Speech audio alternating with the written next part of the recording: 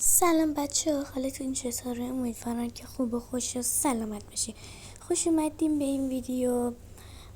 من امروز میخوام بهتون یاد بدم که چجوری مابهای ماینکرافت رو برعکسشون کنین. فکر کنم برعکس میشونم میتونستن راه برن. میخوام یاد بدم که امروز مابهای ماینکرافت رو چجوری برعکس کنین. فقط قبلش لطفا چنل منم سابسکرایب و لایک کنین لطفا. امیدوارم که حالتون خوب باشه و بذاریم بریم به این ویدیو. خب برای اینکه بخوایم برعکس کنیم ماوا رو ما نیاز به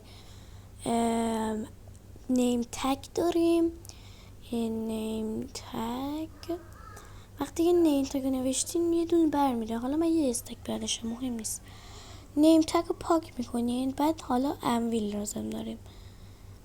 انویل هم که گرفتین میایین میذارین انویلتون رو اینجا.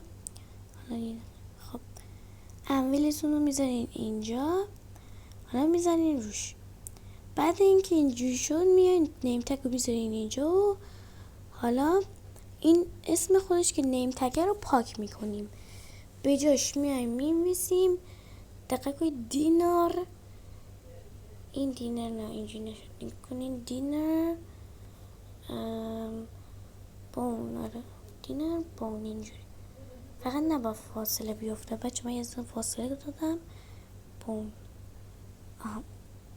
اینو که بزنین روی هر مابی که این نیم تگ رو بزنین برعکس میشه. الان ما میریم مثلا روی اون اسلایم امتحانش کنیم. نگاه کنین اسلایم حالا برعکس شد و داره راه میره. یا مثلا روی این گاوه نگاه کنین برعکس میشن و این میتونن راه برن. خیلی عجیبه. کلشون رو بید. خیلی عجیبه. بچه امیدوارم از این ویدیو خوشتون اومده باشه. اگه آموزش دیگه ای میخواستی حتما تو کامنت ها بنویسین. خیلی دوستتون دارم. امیدوارم که حالتون همیشه خوب باشه. تا ویدیو دیگه شما رو به خدا میسپارم و لطفا چنل منم سابسکرایب و لایک کنین. آموزش دیگه هم حتما داخل پیجم میذارم. خداحافظ.